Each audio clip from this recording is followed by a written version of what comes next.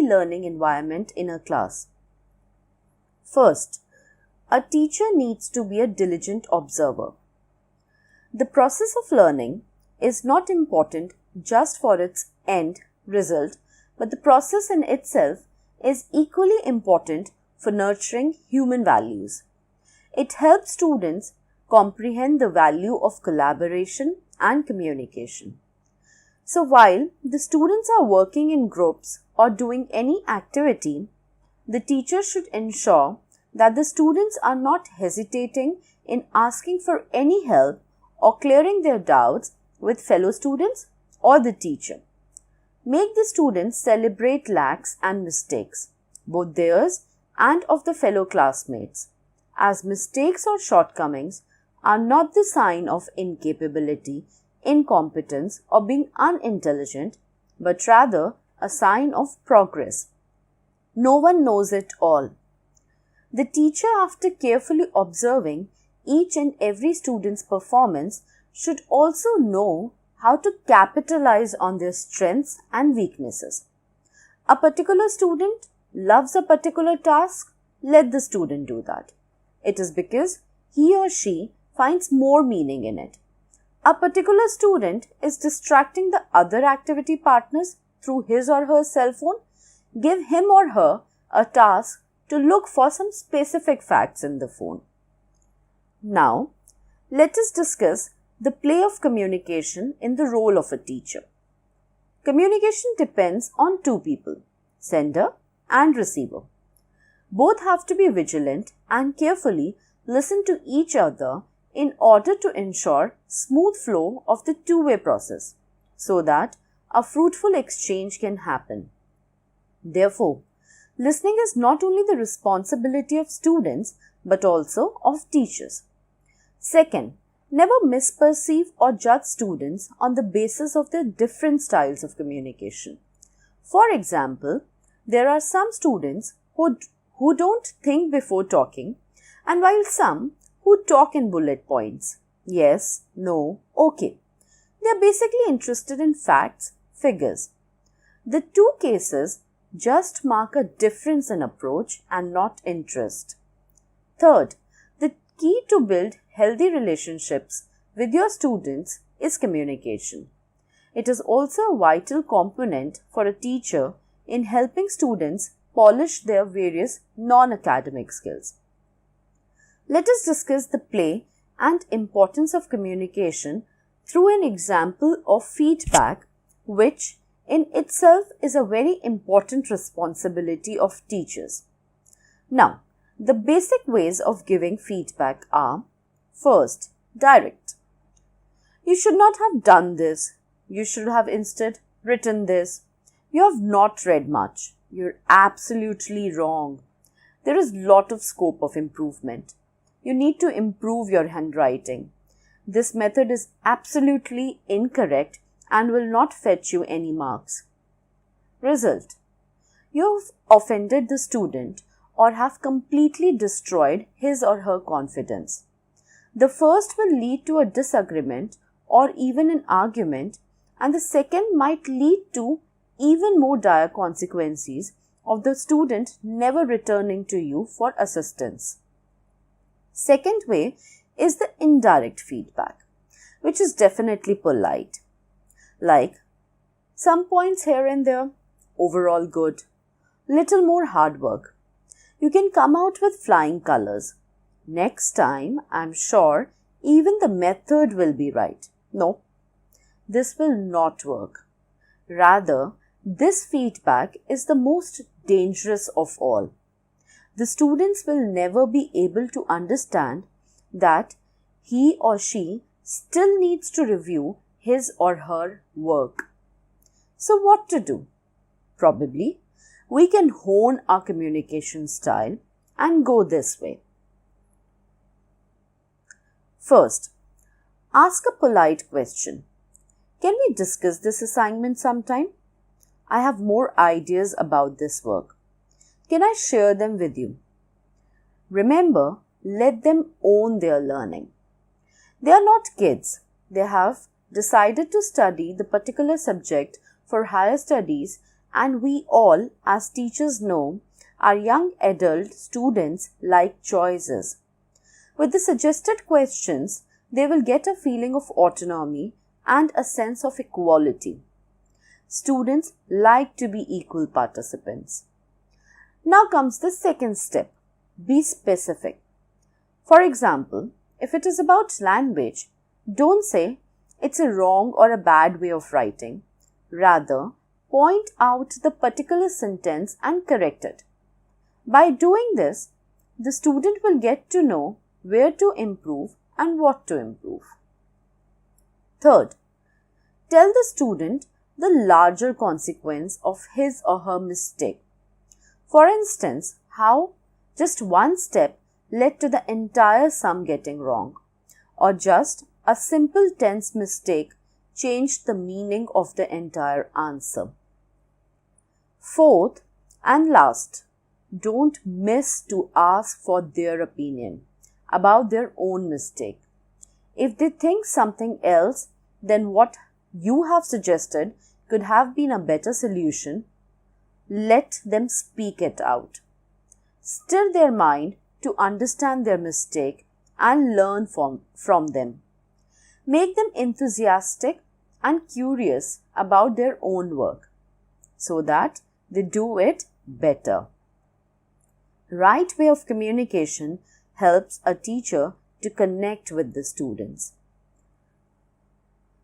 The next important role and responsibility of a teacher is to ensure a democratic setup in the classroom. India is a diverse and multicultural land. What sustains this diversity is the social acceptance and assimilation. Nonetheless, at the same time, there are certain variables that divide students into small and restricted groups.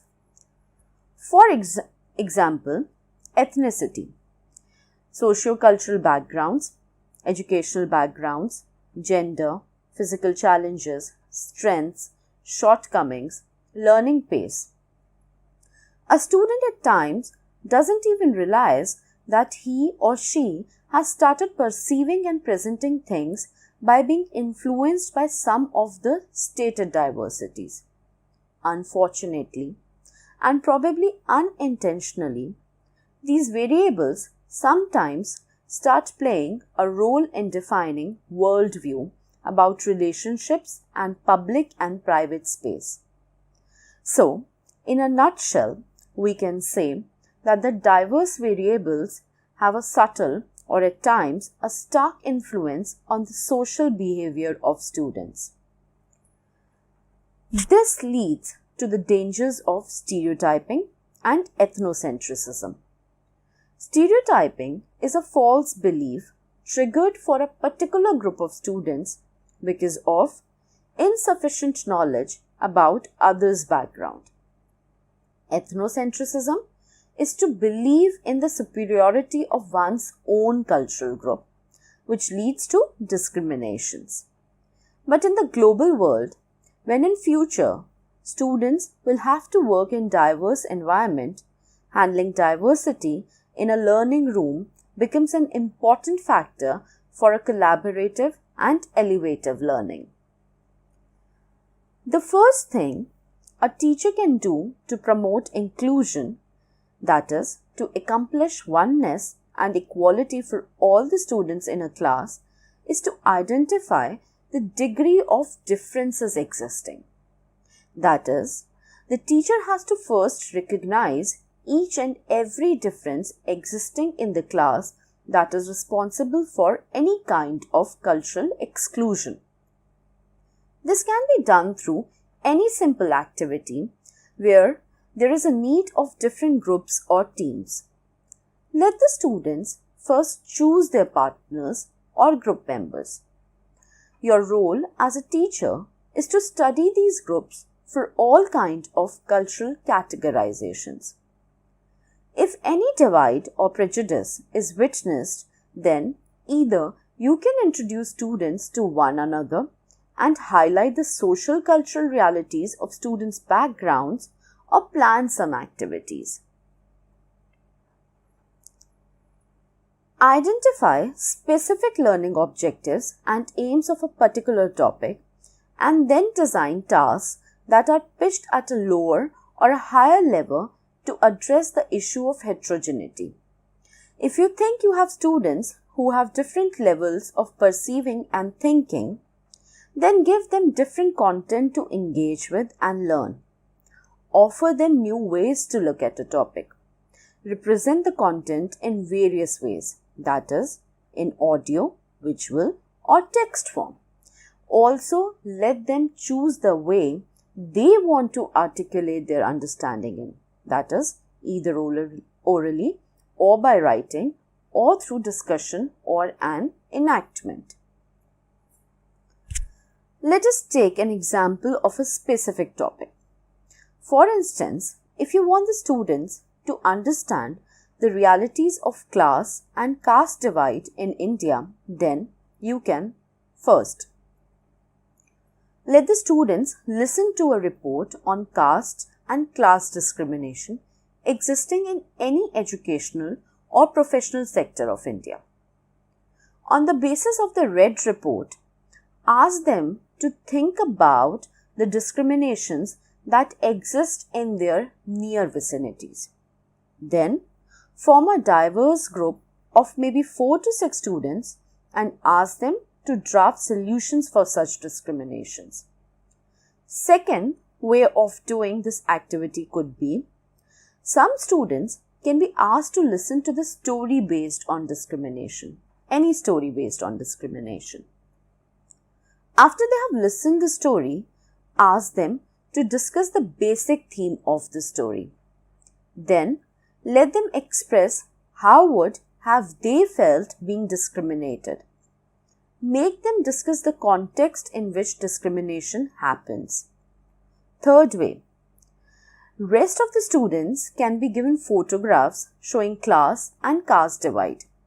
On the basis of the photos, ask them to discuss the reasons for such kind of discriminations.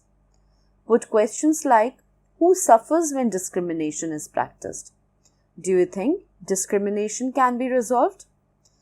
Fourth, and for some exceptionally active and enthusiastic learners, you can conceptualize a project on the living conditions of people residing in slum cluster.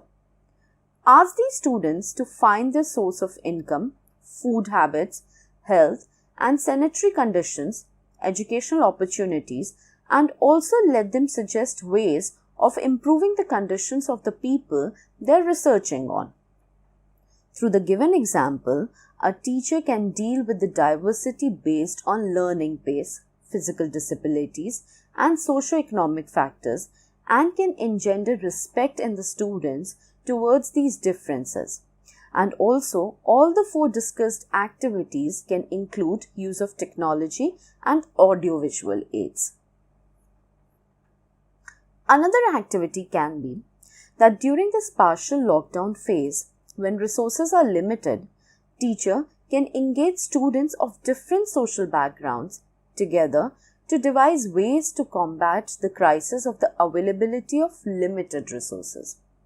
You can also ask them to discuss their point of views about different policies that the government has been using to deal with the crisis, and then draft a completely fresh policy for the Indian citizens on the basis of their own understandings and experiences. The activity will help students to learn about each other's experiences and realities. They will be able to clear many misconceptions that they have about others' situation or place in the society. An understanding and sense of mutual respect will be developed in them for different social realities. Accomplishing inclusion is not at all a difficult task, as we just need to make our students understand that the social, political, economic, and even physical factors that those seem to constitute our identity for the society are not fixed. Identity is just a role play, and while playing this role, it is all up to an individual to select the desired role. One can choose to be a football lover, a brother, a friend, an enthusiast, a person who loves to eat, a traveler, a fan of Amitabh Bachchan. Give them the opportunity and task to understand that identity can be constructed outside the boxes of social parameters. Let them describe themselves through their interests, skills, hobbies, emotions, passions, and aspirations. Teachers also have to be conscious of using language that is not discriminative. Being aware of prejudices and restraining oneself from perpetuating them also ensures an inclusive learning environment. Coming to the next role, it is said that a happy atmosphere intensifies learning. Methodologies like counseling, mentoring are very important to build up a stress-free environment which further ensures a smooth and good learning. To ascertain fruitful learning, we need to be considerate about the reality that students also have their own difficult times. Their extreme behaviors, anxiety, fear, violence, anger, disinterest, rigidity, resistance, stem from the feeling of being stuck or some kind of stagnation they are going through in their life or being stressed about something. In such times of hardships, we need to enact various roles of a counselor, a mentor, a guide, and a friend. Building an environment of trust in the classroom is the foremost thing that a teacher should do. This inculcates a sense of mutual care and trust in the students. A student feels free and comfortable to share his or her opinions. Be a friend and counselor to your students. Nonetheless, being a counselor does not mean giving advices and solutions to the students, as we even do not know all. All of us are not professional counselors. We cannot have solutions for all the problems. But yes, after patiently and actively listening to the students, we can help them see the various dimensions of the issues raised. Also, assist your students in building resilience, that is, the ability to bounce back in the times of stress. Doing so is often the beginning of the solution to their problems. In brief, these are the following things a teacher can do to support students to spring out live from the problems and related stress. Let the students know that they are not the first one to be experiencing a problem and consequent trouble and stress. Next, as the Dalai Lama said, if you have no compassion for yourself, then you are not able of developing compassion for others. So encourage your students to see the good in themselves. Ask them to count their strengths and do not let your students self-criticize themselves in the weak moments of stress. Instead of just seeing the wrong and bad happening in their life, help them express gratitude for all the good opportunities and circumstances they had and have in their life. Next, tell them that the problem and the resulting stress should not be taking the good of them. If they are overburdened, then let them know that sometimes perfection is also an enemy of progress. Assist them to make realistic plans. Help your students to see the various resources and opportunities available to move ahead. Let them find a meaning and purpose in their existence. Next, prompt your students to reflect and introspect so that they can dare to take a courageous leap from their problems and stress. Speaking it out is also a big source of relaxation. So first, be a good listener and then talk to the students to let them understand their problems. What circumstances created stress? how did it affect them? How did they react? Why did they react in that way? And then gradually ask them to patiently reflect not only on the wrongs that happened because of the problem, but also on what experiences and learnings they acquired during the period of problem. Surely, they will realize that process of dealing with the difficult situation has left them with some new learning and made them bit more resilient and stronger. Sometimes, as it is rightly said, a change of perspective is all it takes to see the light. Now, to talk about mentoring, we all know that mentoring comes in a package with teaching responsibilities in higher education system. Mentoring ranges from curriculum-related issues to helping students understand various career options available. Another substantial role of a teacher is to contribute to the overall personality development of the students through extracurricular and non-academic activities. Teachers can constitute various societies, committees, and organize following programs and activities. First, student-centric business competitions. These will help students to learn to follow the guidelines and at the same time will give them the space to apply their ideas in the real world. This will bring out the urge to do something on their own into force. Second, debate competitions. They help to hone communication skills. Students not only learn to express themselves clearly through them, but also to connect with other people by listening out to them. Third, various other competitions, which can give students the opportunity to learn to know the humdrum life of the markets awaiting them, be it meeting deadlines or targets or handle pressure. Fourth, problem-solving tasks. They let the students apply their vast knowledge and experience to solve a situation. The ability to understand the various issues corresponding to the problem by breaking it into parts is enhanced by such tasks. Fifth, different departments can organize various student-centric activities such as special lectures, interactive sessions with alumni and known personalities, interdisciplinary projects, projects based on global issues that involve students from different disciplines. These activities involving varied learners help to inculcate team spirit. Students learn to accomplish a task even when working with people of different personalities and backgrounds. They also understand significance of different skills required in a teamwork.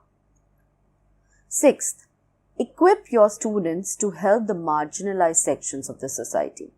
Conduct outreach programs in collaboration with NGOs or any other outside industry. Such ventures will inculcate a sense of social responsibility in students and make them aware about the dynamics of the changing socio-cultural aspects of everyday life, along with comprehending the various needs of different people. It will also make them understand the diverse skills different people possess.